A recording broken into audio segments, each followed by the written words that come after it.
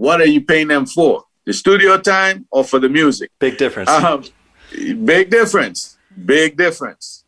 I had an artist that got upset with me because she wasn't educated. And while I'm not a legal expert, I knew the basics. She said that the producer she's working with now will charge her maybe $700 or something for four beats. I said, okay. I said, that's cool.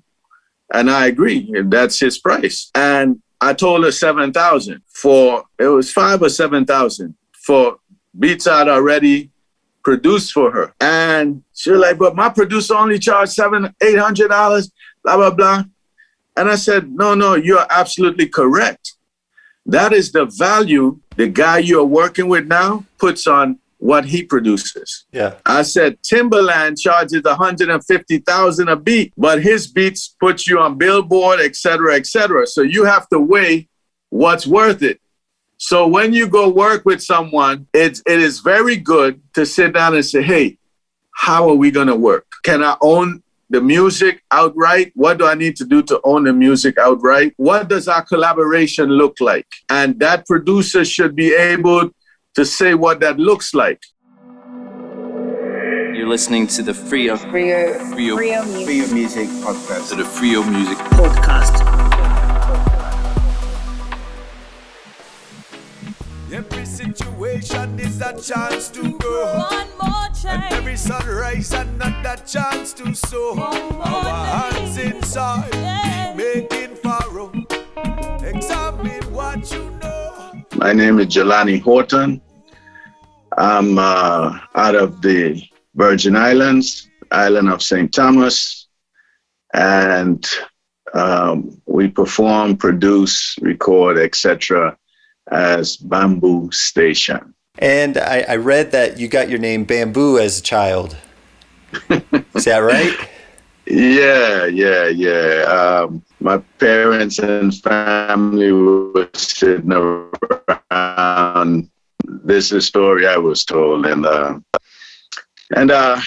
my aunt came up with that nickname. Let's call him Bamboo. Because it was on the paper that they had on the table. So, I didn't grow up with that name, but it represents sort of one of the earliest parts of my life, So I went back to that as a way to kind of connect with my roots, since it's roots music, I choose to do, Absolutely. So let's go through your story in brief. In childhood, what attracted you to music? Were your parents musicians? Was good music playing in the household? What got you started? That first spark. My first memories are in St. Thomas, with my grandmother and my aunts, and we had a record player, 8-track cassette tapes. I don't know if you know what 8-tracks are, but I've never had one, but I know of them. Yeah, and of course we had vinyl, we had the 45s, we had the LPs, and Christmas time, there was a lot of Jackson 5 playing, Jackson 5 Christmas, Temptations, Christmas music. There's a lot of Jerry Butler and Calypso. And then when the Wailers started, my aunts were heavy into the reggae music. So, the first albums I recall are like Rastaman Vibration, Lively Up Yourself, Bunny Wailer Protests. Those are 3 albums, reggae albums, that stick out to me as, of course, I heard the music in the neighborhood, but in my household, my grandmother wasn't fond of Rasta. We're talking about like the mid-70s, and so to have the music in my house, my aunts were into it, and they had their independence, and so I was able to put my hand on the LP, and I remember reading all the lyrics to Rastaman Vibration. If you get down and you quarrel every day, you're saying prayers to the devil, I say, why not help one another on the way? Make it much easier, And I'm reading this stuff, man, Protest, Bunny Wailer had some great songs on that album that was very influential for me. Another album they brought home was Peter Tosh, Legalize It, and again, that's me listening, but reading the lyrics, so the lyrics are very important for me. I remember being amazed by an album cover with pyramids on it by Earth, Wind and Fire. Their albums, the ones that they brought home, had these fantastic imagery of Egypt and pyramids and Horus and Isis and, the Ankh. So from an early age, I was exposed to positive lyrics, and I guess I'll say positive, but I would say educational and informative lyrics. And, so those are my earliest influences. My folks had I think it was my uncle's stuff. My uncle didn't live with us, but some of their 8 tracks were there. There was one by a group out of New York called The Last Poets. Yeah, The Last Poets. New York, the Big Apple. I remember that. So it was spoken word on top of drum music, And I remember in 5th grade being at home all summer. And I had to stay inside until a certain time, and I was there by myself, and I'm going through all the 8 tracks, man. I'm playing everything. Barry White, Donna Summer, Yeah. I'm doing what I'm not in. supposed to be doing. I'm touching all the equipment, messing up the needles on the record player. But I've been asked that question before, but I've never really reflected so heavy on it that now I'm seeing the true beginnings of listening to music on a deep level. In the Virgin Islands, there's music from all over. We have bachata. Growing up, you would hear cars passing. For instance, if you go to a party in the 80s or the 70s in the Virgin Islands, you go to a house party, hundreds of people are there. You go to a club, this is what you're going to hear. You're going to hear R&B. You're going to hear disco. You're going to hear reggae. And you're going to hear what we call it bolero. And that's slow music, like love songs. Okay. So it's a chance for you to ask a woman to dance, so the floor would just be lovers on the floor, right? And then in the mid 80s, when I was in high school, here comes rap, So on the radio, same thing. You can go from hearing Michael Jackson 1 minute to Yellow Man the next minute, to Jam Band, which is a popular calypso group in St. Thomas, So we grew up listening to everything. And one of the things I listened to was a station out of Puerto Rico, Ineventaisies. They played pop music on Sundays, just chilling in a bed listening to pop music, That's interesting. It's so different today. You have to, it seemed like, try hard to expand your horizon of music and get new flavors from around the world. You had to reach through the radio to other countries. And nowadays it's, one website and it's everything. Yeah. It's very different. Yeah, it's very different. But I was reading an article today, and it talked about a hearing on Capitol Hill.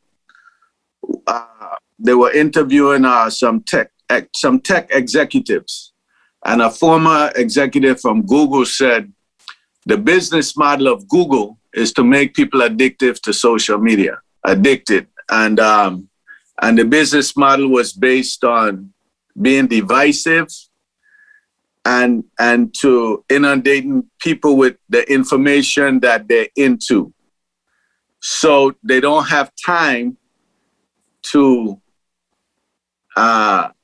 or interest to look for something else or to listen or read another point of view, you know? So even though there's so much more access to diversity now, it's being funneled away. Yeah, that algorithms are set up. And I'm not a Spotify person, but I go on there and I'll just pull up a playlist to hear new music, you know. So I listen to called Young, and I seldom listen to reggae. I listen a lot to neo. So I listen to everything. That's interesting.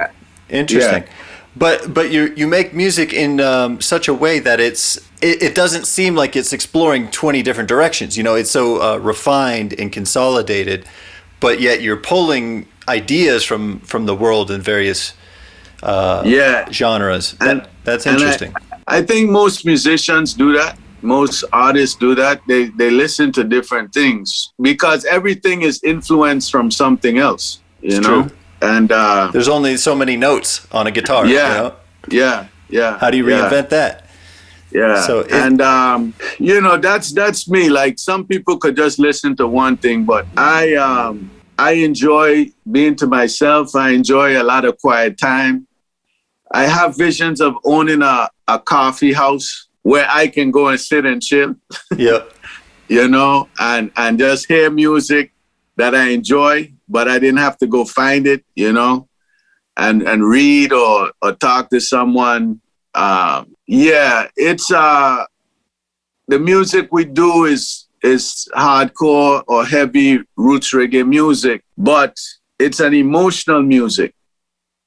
And a lot of our music is played in minor chords. It allows me to express more than the major chords.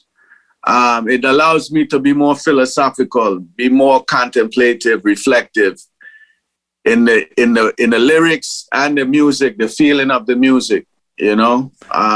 Well, before we get too deep there, I wanna take a step back a little bit and figure out when was it the first time that you knew that you were attracted to various types of music, and then you started seeking it out and drinking from the well of creativity across the world. But what point did you start to begin to realize, oh, I could create this. This is something that I could do. I could express myself like these other greats. And, you know, what was the first thing that you realized, or you know, what brought you on that path to creating music? Was it pen and paper? Was it a guitar? How'd you start? A good question. In fourth grade, elementary school, I took music class, so I joined the band, and they had us playing a xylophone or recorder. Yep. And then after a while, they put me on trombone. That didn't even last a school year. I didn't take to it, and there were no influences around me playing music. So I go on with my life, and I always sang songs. You know, you're in the shower, everyone sings in the shower. And in high school, I was heavy into reggae music. I love me some Yellow Man, Roots Radix, Gregory Isaac, you know, Bob Marley and the Wailers, Chalice, Prince, Michael Jackson. So I would sing all this stuff. The group that captured my interest the most was Steel Pulse. He was captivating, and his lyrics was powerful. His melodies, everything. So, but, you know, I was just singing. Finished high school, went to college. Finished college, but about 4 months before I got married. 27 at that time. A friend I grew up with. We all lived in Washington, D.C. And he said he's playing some music, some of my music I created. I was like, really? This is nice, man. And he said, why don't you come over to my house, you know? I know you used to write poems. Why don't you write a poem? So the night before I go over, I sit down and write. I was going to write a poem, but I ended up writing a song. My first song ever that I wrote was called Millions Cry. So I went to the studio the next day and sung Millions Cry to what he played for me. And that was like August, the summer of August, June, the summer of June 1996. So I'm done with college. I'm wandering around. I'm working as a legal clerk in the courthouse in D.C. And when I went into his studio, he had a Tascam machine that used a cassette. And it was 8 tracks. And I went to the studio every day after that, man. And I stayed in there for 10, 15 years. Like his studio for a year, 2 years, created my own studio at my house and never came out. And you're still in the studio. That's how, so I was in the studio doing that, right? And so I'm writing lyrics for his stuff. And I had a little rock and roll song, R&B song. You know, I was just exploring. You know, I didn't want to be an artist, nothing like that. And then I went to a club in D.C. one night. The club was called Erico's, and it was on U Street in D.C. And I went in there, and there were about 4 people in the club. And there were 1 singer, 3 musicians, drum, bass, keyboard, and a singer. And I'm standing up there with my cousin, and they played 1 rhythm for like 30 minutes. They played a Bob Marley rhythm, and the singer sang about 5 songs to the same rhythm for about 30 minutes. So if you want to hear a different beat, that wasn't the place to be. But what I got out of it was I didn't know the songs he was singing. I knew the beat. So I said to myself, okay, these are songs that he wrote. And I was enjoying the vibe. I said to my cousin, I always remember saying, yo, we could do this. No, he said, this ain't nothing. We could do this. And I said to him, but we're not. It's true. Big difference. I said, we're not. And I left there that night thinking to myself, this dude is doing music how he has it in his brain. He's playing 1 beat and singing multiple songs on it, because I was writing songs where my friends was like, but you don't have a chorus in there. I'm like, I'm not feeling a chorus. I'm just expressing. And I realized I didn't want to write do them. It's feeling, right? So I left there that night, and it turns out the band that was in there playing was called Midnight, which became one of the, just past maybe a year. And so that instance in going into that club, Erico's, inspired me or confirmed for me that I could do music, I could write how I want to write songs. And that kind of just propelled me. So over the next year or so, I will go to the clubs and check out Midnight and check out other bands and check out the differences. Seeing him do it in his own way is what inspired me that, okay, I could do it in my own way too, you know, and I'm not Rasta. And so for me, the music is my expression. You know what I'm saying? Within that blanket, within that vibe, that is part of me, you know? And so yeah, that's where I was like, okay, I could do this to get these things out of my head, because it's, you know, I know there are people that want to entertain, but then there are artists that if they don't get the stuff out of their head, they'll go crazy. And that's what it was like for me. Like, if I write a song that's healing, it's because it's helping to give healing for me. I've had a lot of experiences with people getting a chance to share with me what a song did for them in their life, you know?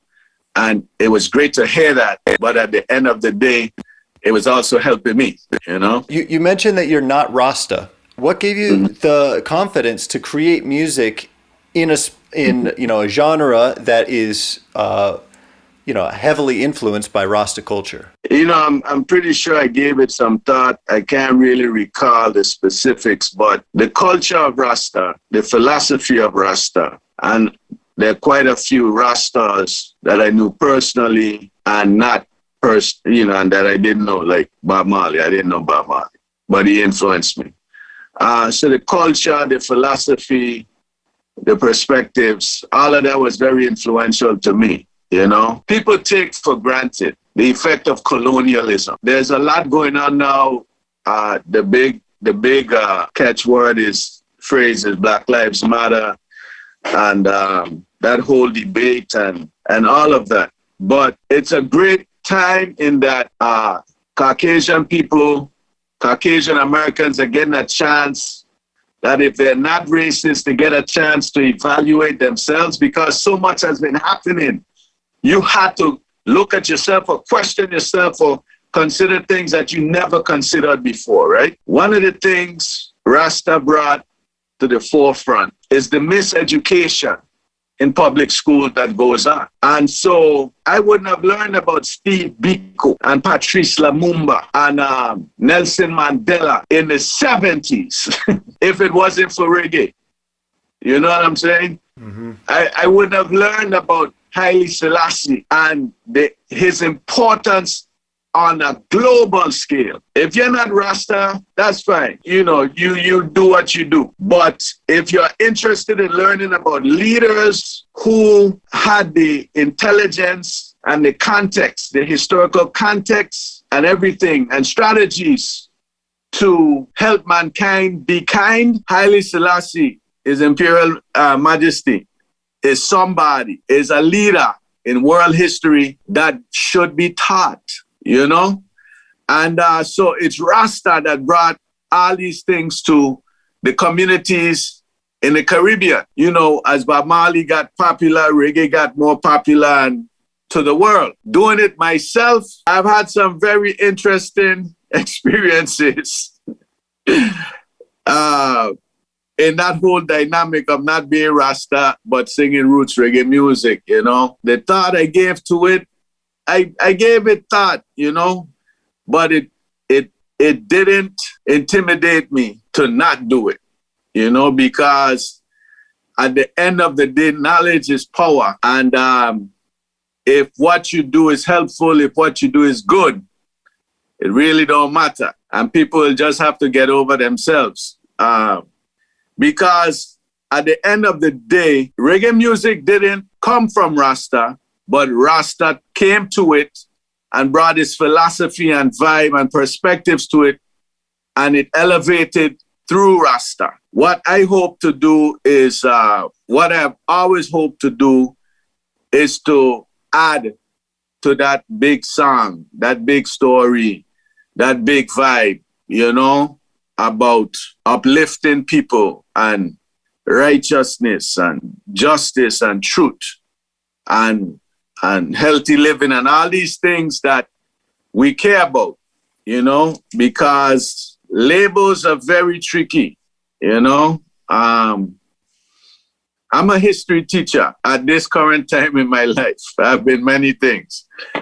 Right now, I'm teaching high school students, which I love to see their eyes open up. My goal was always to add and to follow in the footsteps of those that I admired and those that helped elevate my consciousness. So to go off of that, what was it that inspired you to take the torch and bring it further rather than looking backwards and covering older songs or repeating the older you know? Yeah. Good question, because it's interesting you ask that, because if you ask me to play some cover songs now that's very popular, I would have to learn how to play them.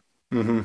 We were on such an accelerated pace, and I went from being a non-musician to somebody that was writing songs. And then after 2 or 3 years of writing songs, I started learning guitar. And we were performing, you know, when we started performing in 1998, around there, we were performing our songs. God, I had written so much stuff. And when we played them, folks were sticking around. So it's like, okay, cool. And that was a blessing in a sense, because let's say if Bob Marley is listening, I don't think he wants to sit down and listen to 1,000 bands playing his songs. I always thought he would be like, brethren, let me hear some of your songs. You know what I'm saying? From a very young age, I was into world affairs. I remember being 10 years old and listening to CBS News with Dan Rather about Jimmy Carter and the energy crisis. And I was into these things. I just was. And so going to college, when I graduated, Nelson Mandela was released from prison. And then he came and spoke at my alma mater for graduation. The year after I graduated, he spoke at Howard University's commencement. I grew up in a time where countries were starting to get their independence, where things were starting to happen. Nelson Mandela being released signal a great time in that apartheid was falling. You could see it starting to crumble. You know, that there was that whole Cold War vibe with Russia and the United States. You know, Steel Pulse did that album, was it World Crisis? What was the name of True Democracy? No, not True Democracy. Earth Crisis was this a Steel Pulse album where they had a picture of the Soviet Union symbol with the American symbol and the eagle against the bear, you know. But in the Rasta community, we looked at it as, well, I wasn't in the reggae community at that time, but that whole philosophy was, here are two white men fighting over the world. It wasn't America and the Soviet Union, we're backing one of them. It's, look at it for what it is. They're both fighting for world domination. For me, it's always been about uplifting and educating people and adding to the story now. When Bob Marley was performing, Bob Marley was writing checks, giving monies to freedom fighting causes in Africa.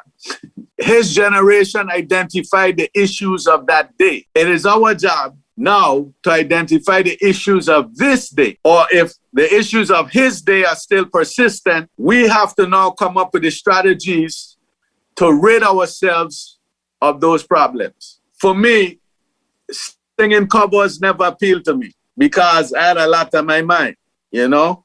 I did a song called Gunsmoke about the violence in the Virgin Islands. Whenever I go home and visit, as soon as I step out of the plane, you take a deep breath and it's just blue sky and tropics. And for me, it's like, what in the world you need to be killing people in this for?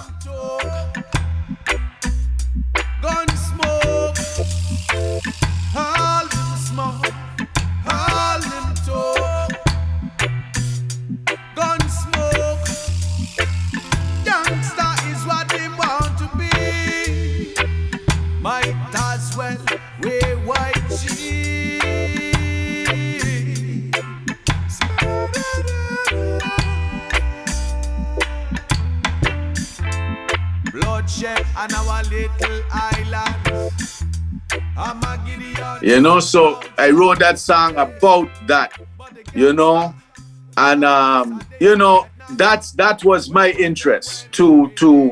My interest was to discuss the issues that we are facing and not only identify problems, but now to offer solutions. Not that you have the solutions, but here's a possible solution.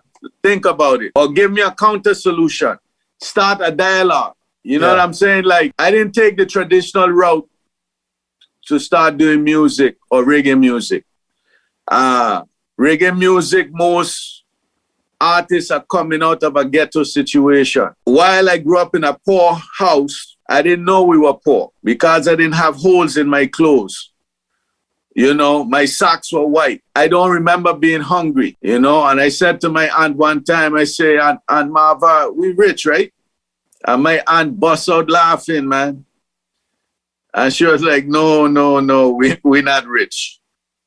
And now as an adult, being told what the family was going through at that time and how things were, one of my aunts had to take a job as a teenager to take care of me. And my grandmother's job would take care of the household, you know? And, but I went to college.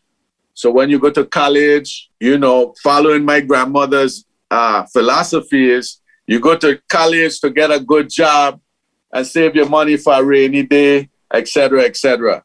I went to college and then decided to become a reggae musician, etc., you know.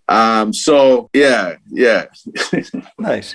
Well, that's such an interesting path. I know that you moved a lot as a young child, and your interest in contemporary issues and political things seems to have influenced your songs. And one song in particular, I wanted to dive into a little bit and see, kind of understand better your motivation for this song and the meaning behind it. And that's Bird's Eye View.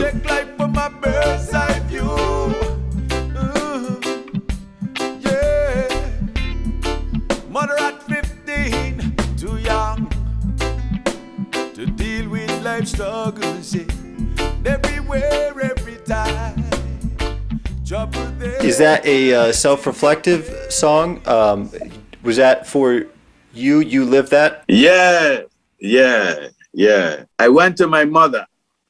I said, Ma, I wrote a song. You know, I wrote some stuff in there about you. You know, what you think? And my mother said to me, hey, it's your story, you know? I was like, okay, cool. I didn't tell her what I was saying, but that was her response. I was born when my mother was 16 years old. She was in a position to be a parent. And so I didn't grow up with my mother. So there was always a little vibe there, you know? It took us a lifetime to develop that relationship as to what it would be, you know? So the first verse starts off about my grandmother. So many times she took the time to sit down and explain. I come in the kitchen and my grandmother is kneading the bread. And she said, come, help me knead the bread. So she teach me how to knead bread, you know? And it's nothing like waking up in the morning and smelling fresh coconut dumb bread, bacon, you know, and you have some cheese, you know, with some bush tea, you know. And so that's Bird's Eye View. You appreciate the little things, you know, that your people taught you, and you realize the value in them now, because through foods, we pass on culture. Then in it, I also spoke about friends that have been there for me. If I fell, they never let me fall far. If I made a mistake, they will let me know. Yo, that ain't cool, you know? That's not cool, you know? So in a way, I learned how to be a friend. What is expected of a friend? We're going to look out for each other. We do things in each other's best interests. And even when it's difficult, say what needs to be said, because you're saying it out of love. A lot of my friends from childhood, we still are good friends. We still keep in touch. From college, we tight, you know. I have friends that go back a long way. I grew up as an only child, even though I have siblings. Those who grew up with siblings understand you get something you need to share. Those of us who didn't grow up with siblings, what do you mean share? You know, this is my food, you know? And so, yeah, so those things. So the song spoke to that in the second verse. And in the third verse, I was speaking about my mom, about having me at a young age and not being prepared to parent me, but she gave me some wonderful advice throughout my life. Her advice carried me through some challenging times or things I was dealing with. Even recently, my mom passed in 2014, July 28, 2014. And not too long before she passed, she gave me some advice. Well, she said something in the way that mothers do. She said a lot without saying it, but she made a comment and the light bulb went off in my head. I was like, And at that point, that issue I was dealing with was very clear to me, because she's seen it too, and, so that song, Bird's Eye View, is like you have life experiences, and there's a line in the song where I say, the simplicity of life is so complex that many youths go astray. Now, things are super clear to me. And I try to point it out to my children, but it's not clear to them. I'm like, you could write your own ticket, man. You can accomplish anything. You just have to do these things. Watch who you call friends. If you lie down with dogs, you're going to get up with fleas. Like, who don't hurt us feel? Like, all these things I was raised with, the ancestral knowledge. You don't have to, like we know now, you don't have to experience something to learn something. You could learn from something that someone else did, and trying to get that message across. Like, don't go through all the wounds I went through. They help make me who I am, but man, in this life, the less wounds you have, the better, man, So that song we play that song a lot when we perform because it's helpful, It's helpful. It has a groovy beat, but the message also, to take your time and check life from a bird's eye view. The bird that's way up in the sky looking down, they can see the context of what there is. Stop being an animal on the ground, go in the sky, yeah. I was going to ask about that line that you mentioned. The simplicity of life is so complex. Yeah, and I want to know more about it and what you mean by that. The simplicity of life is so complex. At a certain age, your biological engineering, your physiological interactions, the chemicals, the hormones, the cells, everything in your body is just a distraction, It's a distraction. It's crazy because some youths get it from young, and they're just focused. I just read an article with this boy in North Carolina. The boy is 12 years old, graduating on May 21st with his high school degree, 12 years old, with his high school diploma and his associate's degree, And in 1 year, he did 2 years of high school and 2 years for his associates because of COVID. He saw that the place was shutting down, like you couldn't go to school no more. So he was like, okay, if I just do this, I can graduate from both places. 12 years old. So he's into robotics, he's into technology. And he said, people say, I'm missing my childhood, but I'm having the time of my life. No kidding. I mean, if you could go through school faster, I didn't have all the best experiences in school. Yes.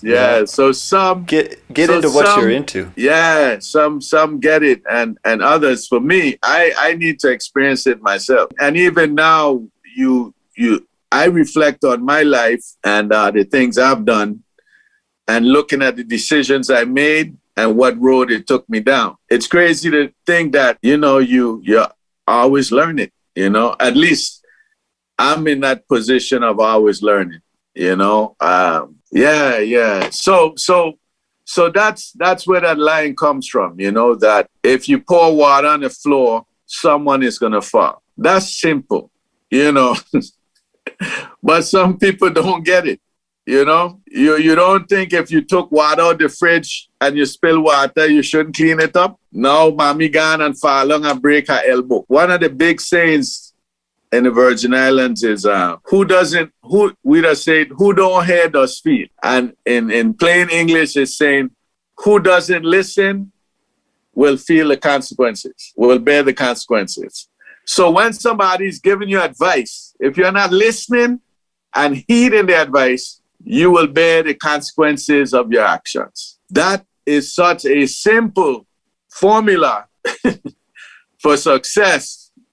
Listening to those who know, you know, that at a certain age, you just don't get it. You just don't get it. You don't have the context to get it, you know? So maybe I need to write a part 2 to that song. No, that's a beautiful song as is. I appreciate you writing the song, sharing it with the world, because you know you're putting yourself out there by doing that. And, a lot of artists out there, you know, and especially new artists, it's scary to put yourself out there, write your story, and see what the world has to say about it. The rapper that just recently died, DMX. You know, I'm not heavy into rap. I get the more mainstream stuff that come out. So I didn't really follow his career, but I was looking at a piece that talked about him praying after his concerts. And I know that he was praying for his fans, but it was also for his own healing. Someone was talking about him and they were saying, you know, through this dude's whole career, he literally lived caring about people. And so his music came from a place of real emotion, you know? It wasn't about making money. Okay, good. It's a hit, so it allows me to feed my family. Good. But at the end of the day, it was true expression. And I can write songs that are, you know, superficial, but they don't help me. And or the world. Yeah. Well, you know, who is that guy?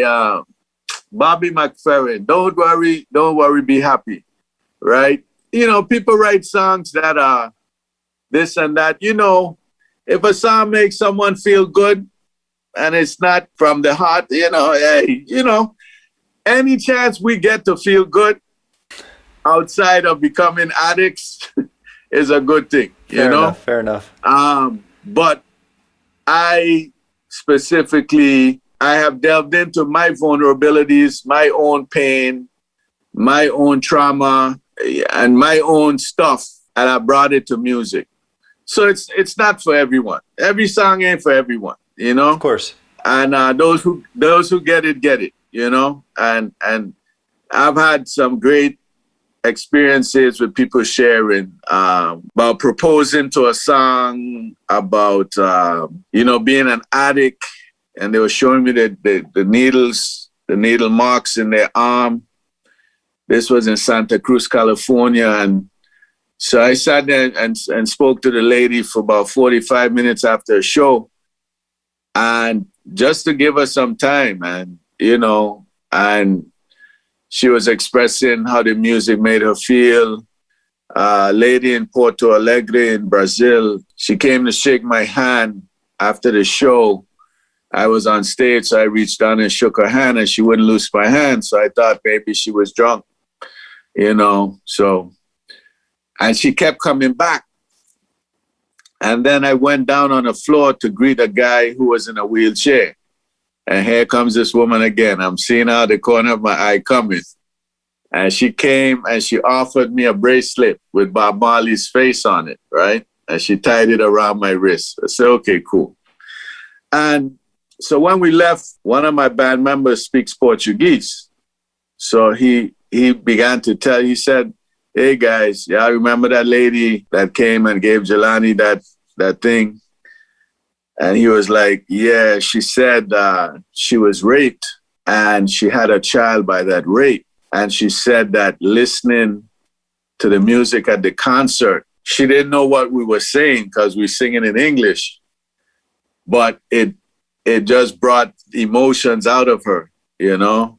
And, you know, so you have those experiences and you realize that sharing your own stuff helps, you know? So, yeah, that is me, man, at least now, you know? Yeah, well, that's great. I mean, speaking the truth through your music is very powerful. So I wanted to dive into a concept that maybe not everybody's familiar with. And so I want you to talk about raucous music and how it relates and, you know, maybe define it for those who have never heard the term. Raucous music, it's a term that came out of the 70s. There was a movie called Rockers. And so Rockers refers to a particular style of roots reggae music. But we kind of adapted it for ourselves because you try to define what you're doing, you know, and to say that we play reggae music didn't feel satisfying. It didn't feel like it was really explaining how we feel about what we're doing, you know. And the word rockers is about rocking your soul, rocking your spirit, rocking, you know, making you move, but making you move to take action in your life. Rock your boat. You know, it's all those metaphors and actions to step out of your comfort zone, because the music we perform, when we perform, we don't play music. And I learned that one time in Honolulu, Hawaii. Bambu Station doesn't play music. Because when I look to my left and I look to my right, I see my brethren. And I'm so happy to be with my brethren and to travel the world with my brethren and to bring forward this feeling through music with my brethren. That we are not playing music, we are playing vibe. So for us, saying, you know, you tell people you play reggae, they say, oh, you play reggae music. Well, what does that mean?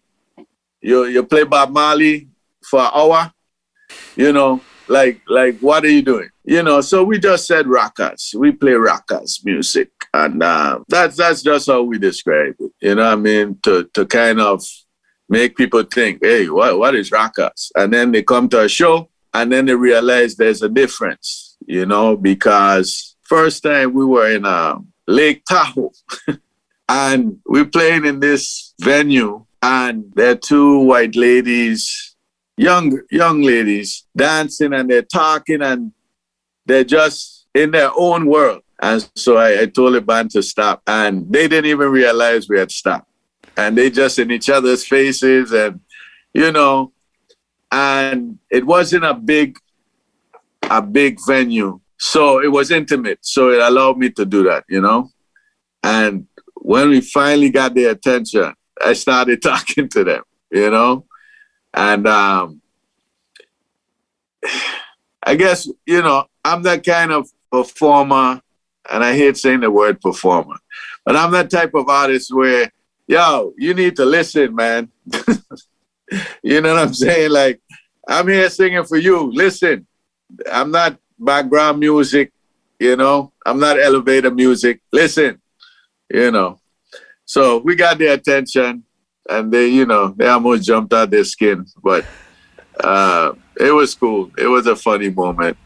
That's but good. Yeah. Well, when I listen to your music, it's almost a refreshingly slow tempo. And to think that you're, you know, born in New York and, you know, East Coast of America, I think of, you know, East Coast America, busy, you know, chaotic, like so much stimulus, noise, and your music just, you have to sink into it for a moment as a listener. Like you can't just go from outside on the subway to suddenly be feeling it. What is it about like the style of music or the feeling or the vibe, as you said, that you aim for? You know, when you are writing music, how do you approach creating a vibe? First, I was born in New York, but you know, for me, it was really one of those instances. That's where my mother just happened to be at the time. I see.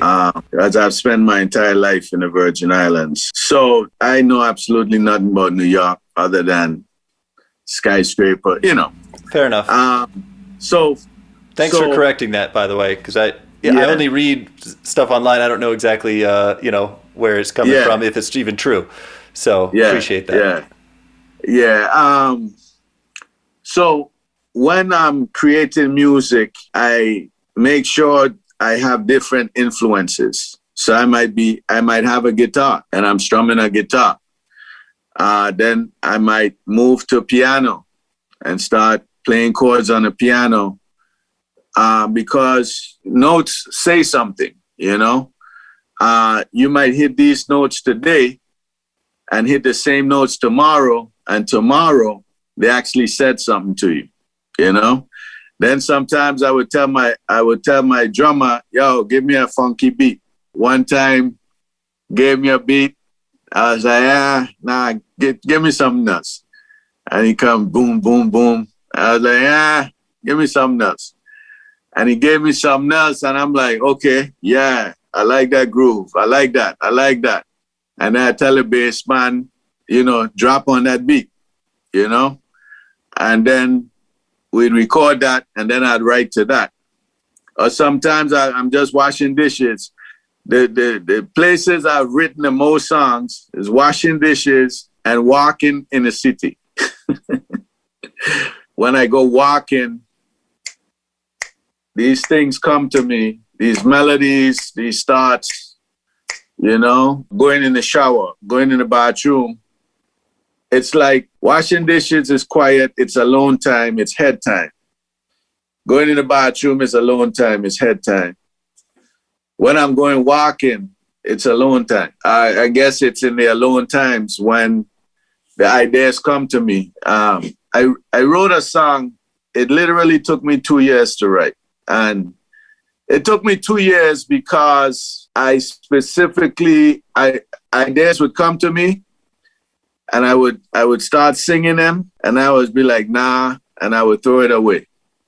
And I would have to clean my brain, keep what I have that I like, throw away what I don't like. And I'm going to share with you what it exactly it was. I wanted to write a song that celebrated Africa. Oh, my people are leaning on Africa, and we are dictators, we ancestors. When I see your flags and I smell your eyes, Lord, it brings me joy.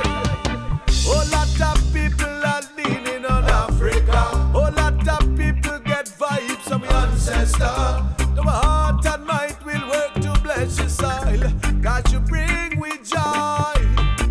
Yes, me heart it a beating, phonetically me speaking. I didn't want to speak about the transatlantic slave trade. I didn't want to speak about fighting against oppression. I didn't want to speak about the challenges of becoming uncolonized. I just wanted to celebrate Africa. And it literally took me 2 years because I'd leave the song for like a week, maybe a month, and I'd come back to it. And I started off with a chorus, and I would just sing that chorus and then see where it takes me. Oh, my people are leaning on Africa, and my heart it a thirst from your ancestor. When I see your flags and I smell your oils, Lord, it brings me joy. Whole lot of people are leaning on Africa. Whole lot of people get vibes from your ancestor.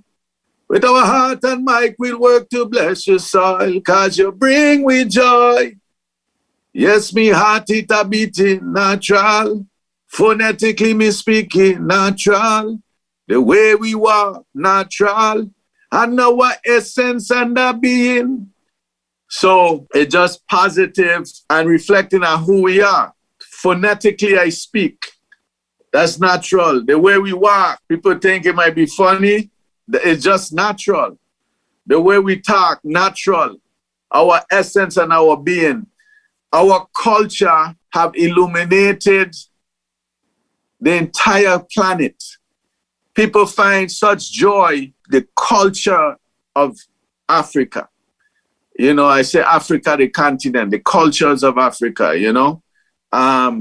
I say every sunrise lets me know that hope is always near. But sometimes my eyes are weary in despair.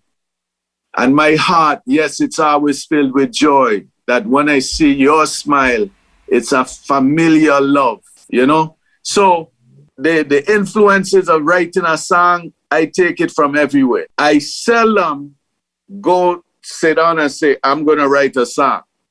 I don't write music. I don't write songs like that. I write through inspiration. And I get that inspiration from chords on a guitar, chords on a piano, the sound of a piano, from my drummer, from a concept, Africa, celebrating Africa, you know? You know, one song takes you 2 years to write, one song takes you 2 hours to write. You know, how do you work with these, I'll call them like drafts or songs that are in the creation process before it's, you know, finalized? You know, some songs you might write, I would think, and you abandon entirely. But some songs you'll stick with for 2 years.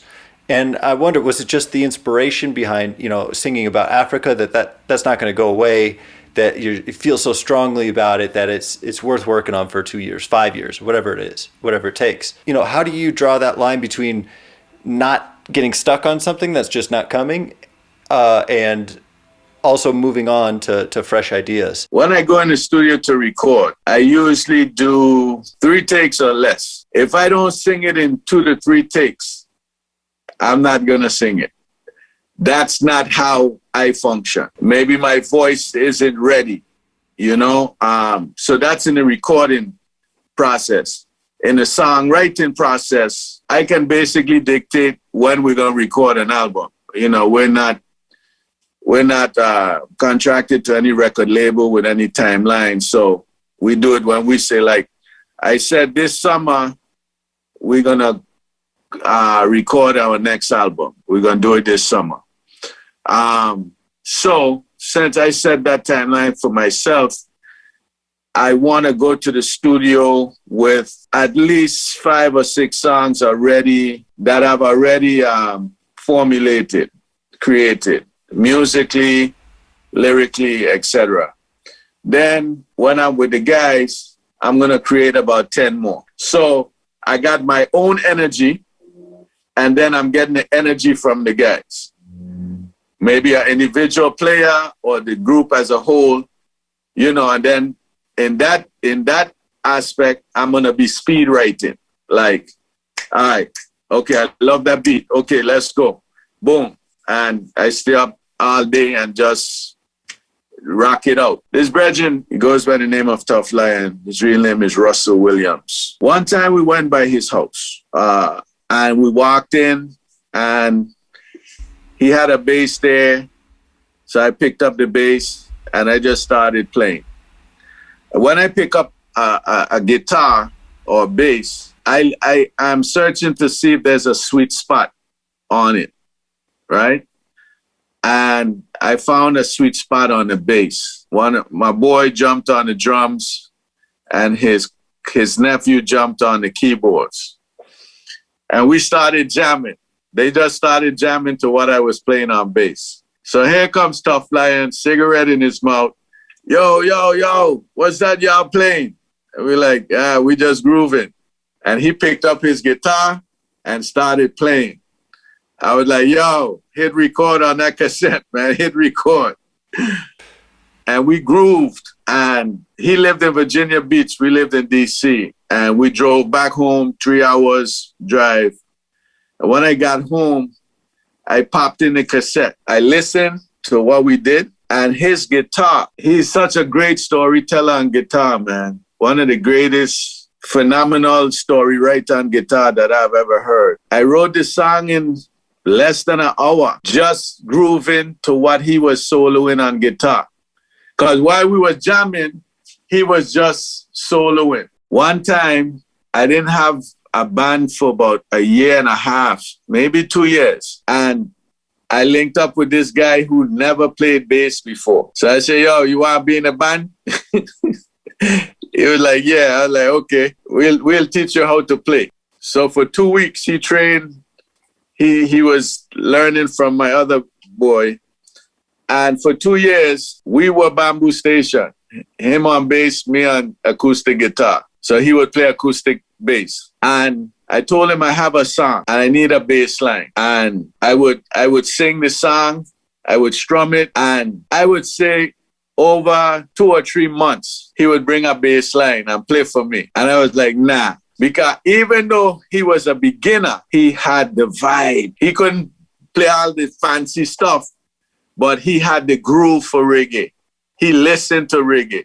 Reggae lived in him. So I was like, nah. Yeah, I would say he gave me about 20 bass lines. And then one night, he was like, check this out. And he started playing. And I was like, that's the bass line. That's the bass line. And that song became a song called Pass It, which is, for a beginning bass player, it has so much groove to it.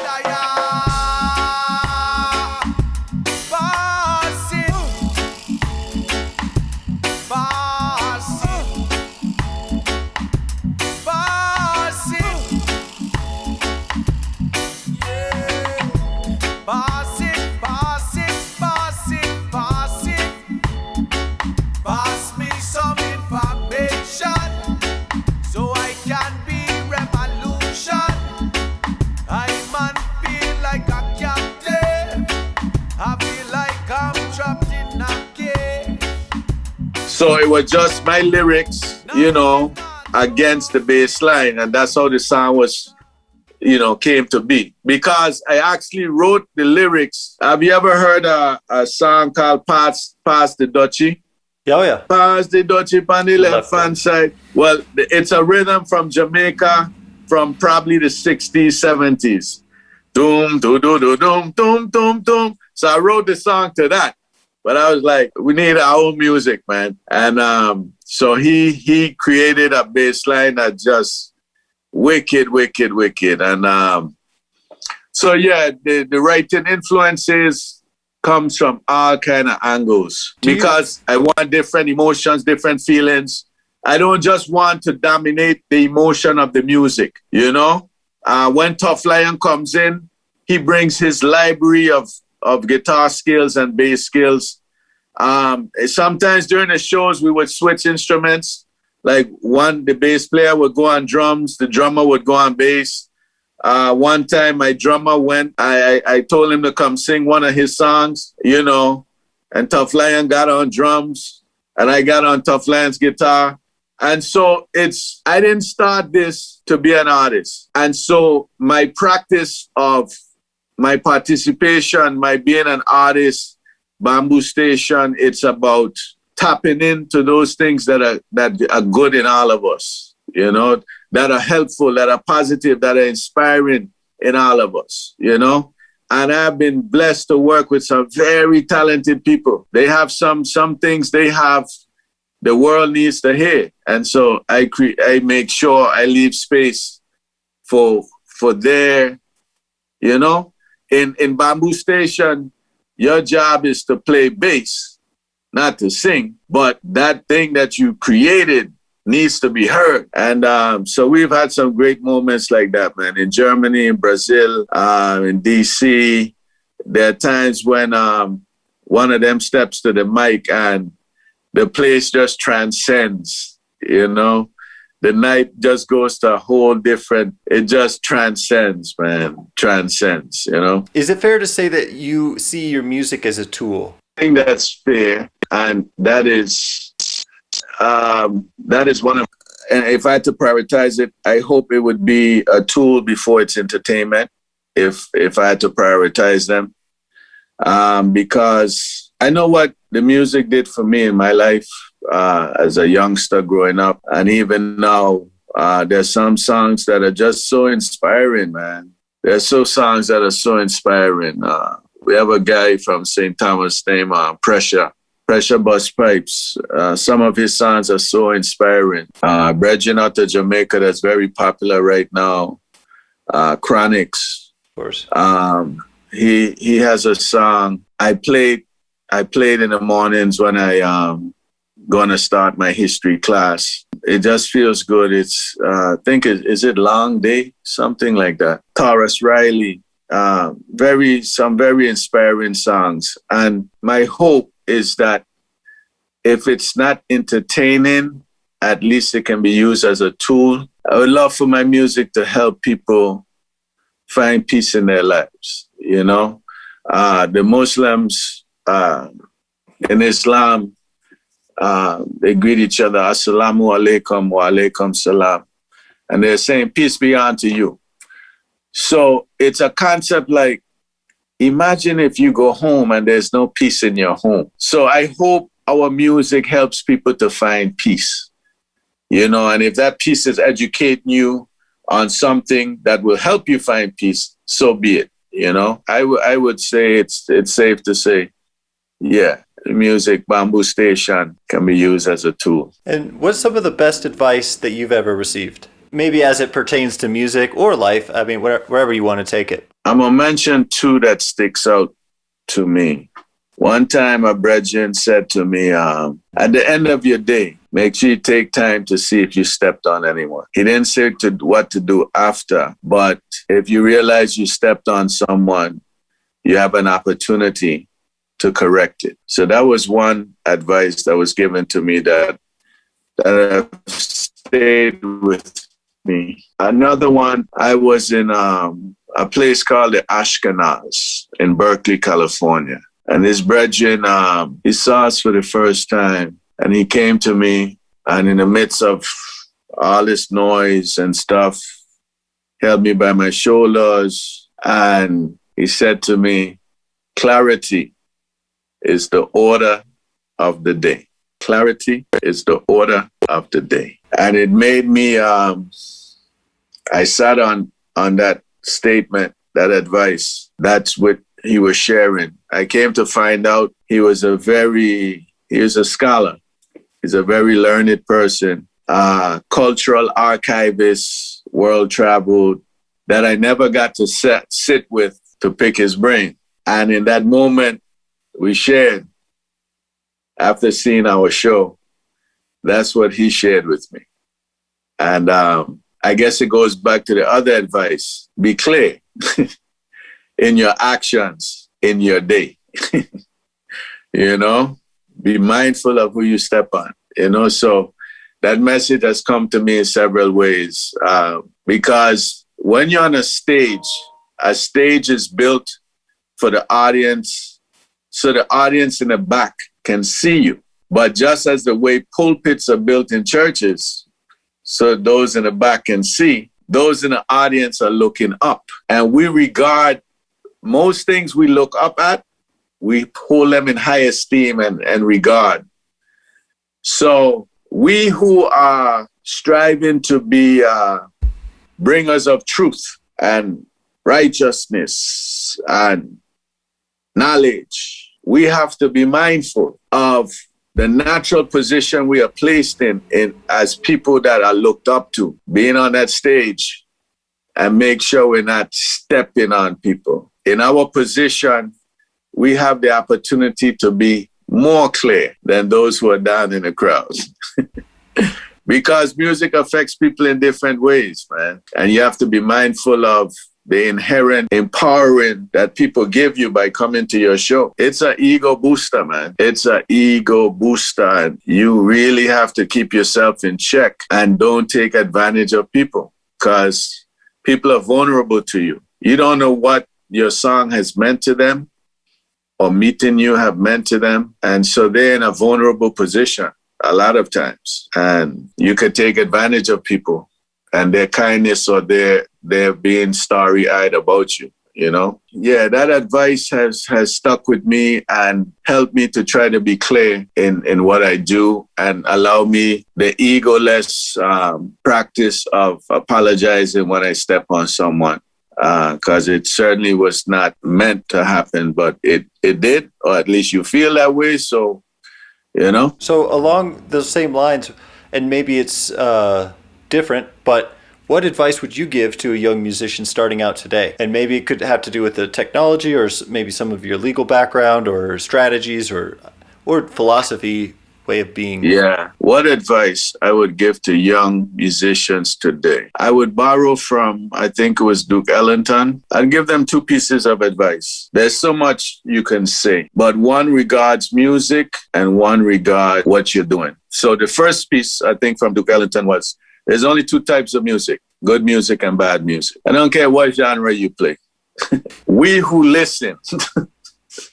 There's a band, death metal. I don't know what the genre is called, but you know, they have the eyes lined in black and they and they Screamo or whatever, yeah.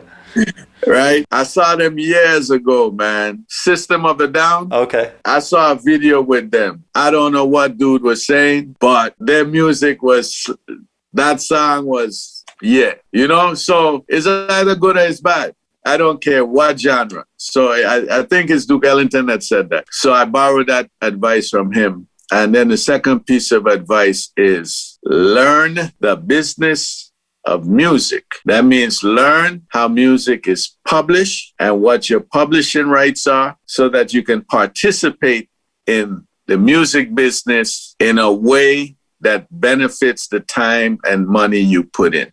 Too many times, one of the things we have done is try to elevate other musicians. Now we're kind of transitioning from Bambu Station into the House of Bamboo. And that's the name of our new website, houseofbamboo.com, right? And House of Bamboo is not just to bring forward Bambu Station and its works, but others that we work with. We've done that throughout the years, but coming up, we'll be doing that too. But one thing I've ran into in working with other people is you work with them, you record them, you produce this stuff for them, and then at some point, they feel like you are robbing them. And I realized that uneducated musicians usually end up feeling that way. Ones that are educated about how the business works and the value that you have brought to them and the opportunity and everything you have brought to them. You know, musicians would do best by learning the business. So right now, when we produce musicians or artists, it's like, yo, you need to go learn the damn business. And what sources, just because I think there's so much wisdom in this and gold underneath the surface, but we got to dig a little. What sources do you point artists to learn? How does one wrap your mind around it without, getting a law degree and going to college? So, how do you simplify it, or how do you think about it, or what best sources do you have? Go to soundexchange.com or soundexchange.org, create an account, 1. 2, sign up with a performance society. That's BMI, ASCAP, CSAC, or whichever ones are in your country, like in Brazil or Canada or whatever. Sign up with the society that governs the publishing in your country. Those are 2 basic things, because once you do that, you then given information to register. When you do music, you can then register your music with those organizations so that if your music is making money, it can, you can participate in that. All right. Then there are basic things like split sheet. When you go into a studio, if you do any work, before you do any work, you need to speak with the producer, whoever is in there, about how are we working? How is this going to happen? Musicians, we're creative. Producers, we're creative. We're artsy. We don't want to talk about that business stuff. We just want to feel good and create, Handle your business up front, and then it's free. The world is free to create, So, for instance, I went to a studio in St. Thomas, and on the door, it said, when you enter this door, this is the agreement. And it spelled out the fee, what you're paying for, what you do, what you write. And that was great, because young aspiring musicians and artists, they're not thinking like that as yet, but they need to learn the business, and creating accounts, creating your own publishing company, registering as a songwriter and registering with Sound Exchange. That's very important.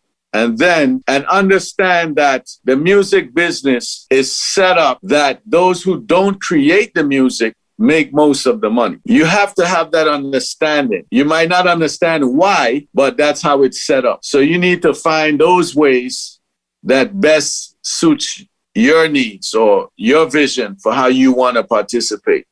Part of what we do is help them develop a vision of how they want to participate in music. As a producer, as a musician, as a songwriter, as a performer, how, and then what location, how are you going to do this? They have to actively seek out the education of the music business. Yeah. No, that's really important. I appreciate you bringing this up. And I mean, we could have spent the entire episode talking about music business. Yeah. Without going too off into the deep end, as an artist, let's just role play like mentally, if you were, in the producer's shoes, what's fair to share with the artist, and from the artist perspective, or, the recording artist, what's to be expected, what's the fair way to compensate the producer?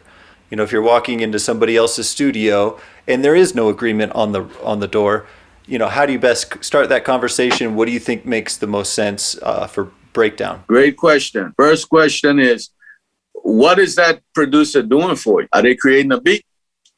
Are you paying them? If you're paying them, what are you paying them for? The studio time or for the music? Big difference. Big difference. Big difference. I had an artist that got upset with me because she wasn't educated. And while I'm not a legal expert, I knew the basics. She said that the producer she's working with now will charge her maybe $700 or something for four beats. I said, okay. I said, that's cool. And I agree. That's his price. And I told her $7,000 it was $5,000 or $7,000 for beats I'd already produced for her. And she was like, but my producer only charged $800, blah, blah, blah. And I said, no, you're absolutely correct.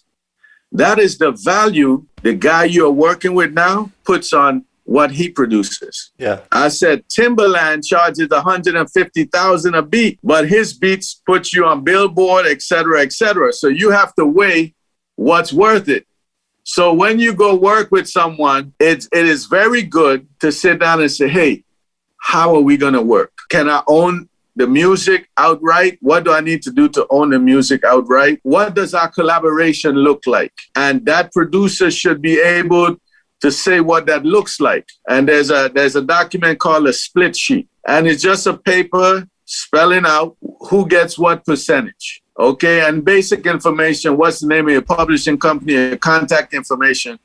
Because whoever is going to register that production, that finished product, needs to have that information. Artists normally don't realize how much a producer has put in to being in a position to produce them. That producer bought equipment, learned how to use it, created a network, built their knowledge. They have spent thousands of dollars to be in a position to offer you their services.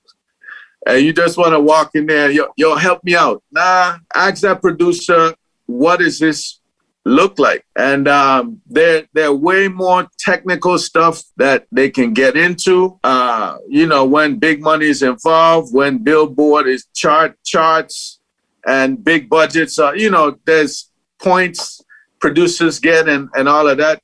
I'm just talking about basics. Yeah. Well, let's keep it simple. What does this collaboration look like?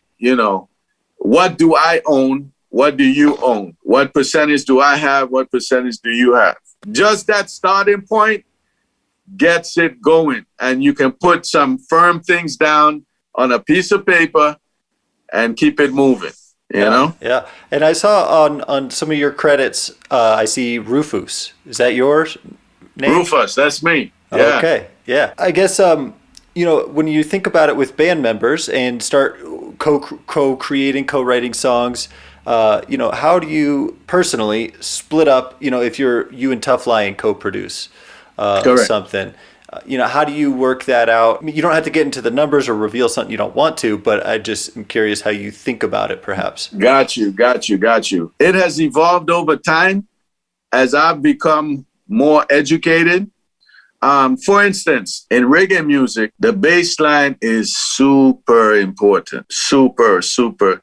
It sometimes can be the melody of the song, you know? So on a personal level, if I was in a position to pay someone up front, I give them a percentage of the composition. Even as recent as last week, I went back and updated some stuff that someone had did for me to give them composition percentage of the composition. So remember I said I create in different ways. So if I write a song and create all the music and stuff, that's my composition. If I am composing with my band members, we composed it. I told you good bass line, not that beat, this and that. Where they're working together, then I list everyone as a percentage, equal percentage in the composition. On our last album, I did a song with one of my bandmates where I asked him to, two of my bandmates contributed lyrics to 2 songs. One song was called All We Have, and the other song was called How Things Are Go. And so they get half songwriting credit because they wrote half of the lyrics to the songs. It depends, you know, it depends. One time I did a song called Eyes of Men about Malcolm X's wife. I did the bass line, I did the music, but I had given the song to Tough Lion. He had added some things that were so substantive to the song that I then included him on the composition of the music, you know? So, you know, that's how I do it. Yeah. There's, you know, people can do what they want, but that's how I do it. Yeah. I don't mean to pester you about it. It's just, you know, you've learned so much over the years. The goal is to, as you mentioned, you don't have to experience everything yourself, right? You can learn from others' mistakes. You go back to texts, to books. I guess on that similar note, you know, is there any text or ideas that you circle back to, or books that you reread, thinkers that you really love? Any, you know, maybe short list? I usually keep a notepad of thoughts. Now in this digital world, I've started using my notepad feature on my phone. So I started writing down important things that I have learned. I go through my notebooks and I go through my notes in the phone to remind myself of certain things, you know, because you don't remember everything. Those things help me. I'm surrounded by some great people, some great philosophers, some great advisors, 1 or 2 geniuses, you know, a lot of notes. If I read a book, I take notes so I can go through my notes and not have to reread the book. There's a book that was written in the early 80s, I think. It's called God, the Truth, and the Black Man by Ben Ami. He started I don't want to call it a community. They were living in Chicago, and in 1967, they left and went to, I think it was Liberia. And then from Liberia, they moved into Israel in 1969. And they've been in Israel ever since. They did that based on spiritual reasons, religious reasons. They consider themselves to be Edenic Jews, Hebrew. They call themselves the Hebrew Israelites, African Hebrew Israelites. In that book, the theme of that book was, it started out with the power of definition. And I had this, I read that book maybe 15 years ago. And I had a conversation about the lesson in that book last week with my lady. And the power of definition refers to taking control and defining for yourself. Because if you let someone else create a definition for you, you're very vulnerable. For instance, medicine. I don't smoke. As a kid, I used to puff here and there, but I don't smoke. But it's hilarious that cannabis is a drug, class C or whatever. Yeah, Schedule right? 1. Or, yeah. Who would believe in our lifetime? I certainly, we got Barack Obama as a president. Barack Hussein Obama. Never in my lifetime. Not possible. And now cannabis is becoming illegal. I mean, legal, or it's legal in some aspects in some places. And, it's crazy. It makes you really sit and realize what is important in these societies and its value. What offers people in positions of authority value, they make the changes to then benefit from that value. Like cryptocurrency, Let's get into it. Are you into it? Oh man. Just reflecting. I bought me some crypto. Okay, all right, nice. I was going to ask about some technology because it's so fascinating, and what we're just talking about with cannabis.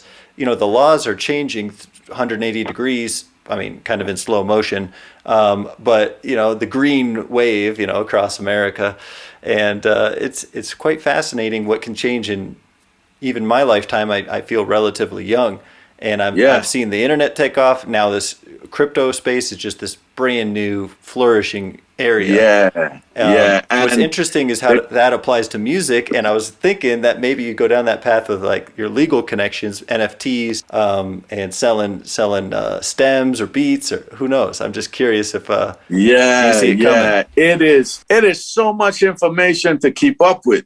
No kidding. It is so much. And I've been off of social media now for about 4 or 5 months. I've taken a brain break. Good for you. From it. I love being able to stay in touch with people. I love having access to information, but at some point it's just an inundation. It's overwhelming. Of course. And you feel like you don't have control because the NFTs, I just heard about that like 3 weeks ago. I was like, what? What is, there was some big sale, $12 million. Yeah, 70 blah, million. blah, blah, blah, blah, blah. And, so it's important that the common people become involved in decentralized systems because it gives them an opportunity to be unregulated in the value they attain. It goes both ways. You can lose, you can win. But the way things are set up, the systems that are in place now are very manipulated and controlled. And so crypto and the other avenues allows non-corporate entities to participate. Man, if there was Coinbase, Robinhood 20 years ago, man, you know what I'm saying? Like, it would have changed things up, So it's, we have to participate. We have to educate ourselves. It's important because coming from communities that have been oppressed, let me give you an example. In the Virgin Islands, we get money from the federal government. We're not allowed to vote for the president of the United States. We're a territory. We're owned. The food that the federal government says you need to serve in school is literally horrible. Horrible. I tried it myself. I asked my students, bring me a lunch. It's like dog food. If the school doesn't serve that food, or if a teacher says, you know what, I'm going to bring some healthy sandwiches to school and the kids can buy it for $1, $2. That teacher would get in trouble for selling that healthy food because it would jeopardize the money they get from the federal government. So even in these modern times, we are chained to this federal money. It's like the IMF, we know you grow bananas, but if you take this loan from the IMF, you have to import bananas and destroy your banana crop. Like these crazy dynamics, So it's important for us to become educated and involved. A friend of mine have several Bitcoins. They invested in Netflix when it was under $100. This friend who owns several Bitcoins sat in my studio and said, yo, you need to buy some Bitcoins. He told me this in 2015. That's a good friend. I'm like, man, I ain't whatever. I ain't into that money stuff and And so I didn't jump in at that time. But it's important for us to know what's going on and to to realize whether we should participate or not, or else we'll be left as simply consumers. Yeah. You know, we have to know how value works so that we can become investors and not just consumers. And creators, you got to put stuff out into the world. Correct. So is everyone going to be an investor? No. Is everyone going to be the same? No. You know, but it seems that the investors are able to do things because of the value they have attained. And those of us who do the public school and are not investors, we tend to be discriminated against because it seems like the system needs workers. I had a thing up in my classroom from John D. Rockefeller. It's his picture with his quote saying, "I don't need more thinkers, I need workers." You know, I guess there'll be both, you know. So, but yeah, we all need to be educated about the things that's going to impact our lives. And crypto is real. Yeah, I wanna dive into it and just kind of throw out a concept and see if it makes sense to you or bounce it off. Obviously, it's brand new. Things are changing so fast. But one of the exciting parts about all of this is that you don't even need a bank account necessarily if it's fully decentralized. You don't have to be part of the system to benefit from it, which is great. The traditional system is what I mean to say. You don't have to go into a bank and get rejected or something. But what I'm getting at is with this the digital age, everything's international. You know, it's hard to keep music within tight borders and boundaries and jurisdictions and laws. And then if you're a creator who samples, it's very confusing dealing with international law. But do you see this potentially creating a international system or legislation that could govern creative rights? Because you were mentioning, everybody should reach out to their own countries, various organizations, ASCAP, BMI for US. But I wonder if you kind of see this as maybe opening the door to a global network. Regulation usually favors the big entities. And that's why, people like me, we enjoy the underground. We enjoy seeing the bands before they become popular. That's when we get the best of them. International system it seems like it would be better to track information regarding music, because right now we have to depend on third parties who depend on third parties. For instance, a company like CD Baby has licensing with this country, with this organization in Italy. Yeah. And then, totally different. Yeah. Yeah. It would just be nice if it was directly owned by the creator. And if there's money to be given, it just gets straight to the person and quits going through all this, That would make a lot of people unemployed. And it would help a lot of artists. It's like cancer. It's like cancer. Oh, cancer. Okay. If they found a cure for cancer tomorrow, I think the economies would crash. Those industries are so huge. So you're a little skeptical, I hear. Yeah. Yeah. Artists have been robbed forever. But it shouldn't continue. Correct. That's why the greatest support of an artist is just to go to their website, because that's a direct support. That's direct money to the artist. Companies like Spotify and Pandora and stuff like that, they dress those things up to be pretty and to be hip. But listeners really don't care. I still have in my garage a box of about 200 to 300 cassettes of songs I recorded off the radio years ago. Oh, yeah. Play, record. I know that one. So was I stealing the music? I guess I was. I guess I did. Yeah. So this is just a different way of consume. Consumers just want to appreciate the music, man. So as artists, one brethren said to me, there's a time to make money and there's a time to make music. We can set up ourselves and register and participate but you need to create good music. Of course. And if people like your music, they're going to find their ways to your shows, virtually or in person. We do need to knock down some of those barriers, some of those gatekeepers. You have those charts, the Grammys. The Grammys is the biggest joke in music, the biggest joke. I'm glad I'm not in that arena. We're not in that arena, that mainstream, that pop, that arena. It's, I guess you would call it Yeah, that's its own area. I get what you're saying. You mentioned something important, which was go straight to the artist website, and I feel like we've got to talk about your brands, where people can reach out to you, where people, if they want to get a hold of you or book a show or download your music, where's the best place? houseofbambu.com. All right. And bamboo is BAMBU. houseofbambu.com. They can purchase the oldest music, the newest music, and see whatever is going on. Get in touch with us, anything. We're going to open a House of Bamboo concert series in the Washington, D.C. area, where we'll be doing shows once a month. There'll be other Virgin Islands artists that we produce that'll be performing.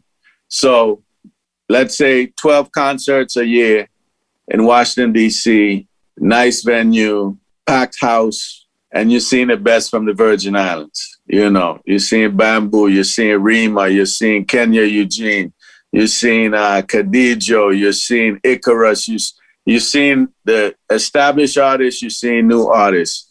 And our goal is to evolve that into a festival. And the festival will be on the East Coast. Right now, I'm in the mountains in Maryland, and it's perfect out here. So all the shows we've done in California area, Oregon, same kind of vibe here. And so we're looking to evolve into running a festival here also. So part of this is, I put a challenge out to everyone that, guys, we're musicians, but now it's time to be businessmen, and let's handle a business where we're able to give people opportunity to grow their brand and be part of what we're doing, and maybe we'll pay everyone in crypto, That's great. Yeah. Get increase that adoption in the artist community. That's great. Yeah. Well, I hope you do that, and you'll definitely get a whole lot of free publicity if you're taking crypto for payments for your festival. Boom, it's going to be all over the place. So it's something that's, it takes a bold vision to realize, like, this empty field. No, I'm going to have thousands of people here, hundreds of artists. This is going to be amazing, and make it happen. So I know you've got your work cut out for you, and I believe that you'll make it happen. So I look forward to it. So for sure, keep me up to date. For sure. So is there any closing thoughts, any other parting words that you want to leave the listener with?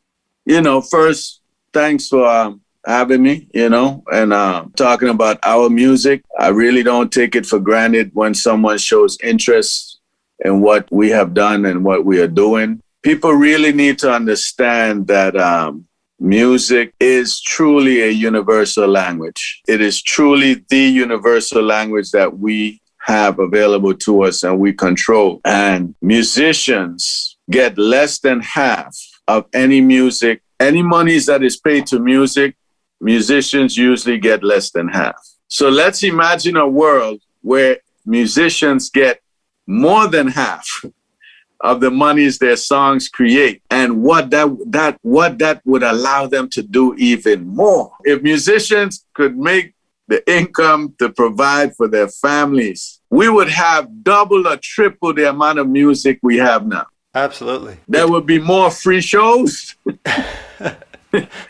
Because musicians will be in a position to even give more. Of course. Because naturally, musicians are giving people. They just want to share with you what they do, So if I could leave that with people, the one greatest thing, if you really enjoy someone's song, go to their website. Even if you don't buy anything, just subscribe to their email list so they can let you know what they're doing. Go to their YouTube link and subscribe there. Our brand, houseofbamboo.com. We're also on YouTube as Bambu Life. We're also on Instagram, Bambu Station. We're on Facebook, Bambu Station. But the preferred place for you to check us out is houseofbamboo.com. Well, Jalani, thank you so much for your time, for your wisdom, for your energy, for sharing your music, and coming on this show and just being here with me. So I'm really grateful for your time and for your art. So thank you, and much gratitude. Thank you, Michael, and all the people out there viewing. Bless. In what there's the reason to smile.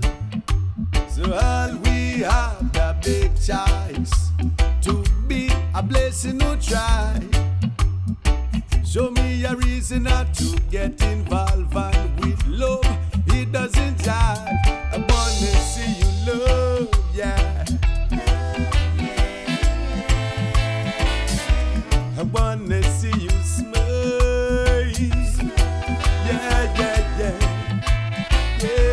I wanna see you love, yeah. I bring the balance to our love. You've been listening to the Freio Music Podcast with Michael Morahan. Be sure to like, subscribe, and hit that notification bell so you don't miss a single episode. And don't forget to share this podcast everywhere. Thanks for listening, and until next time, stay tuned.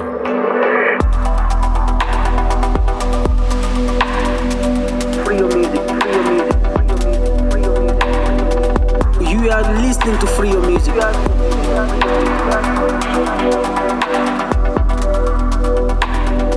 Stay tuned. Stay tuned. Stay tuned.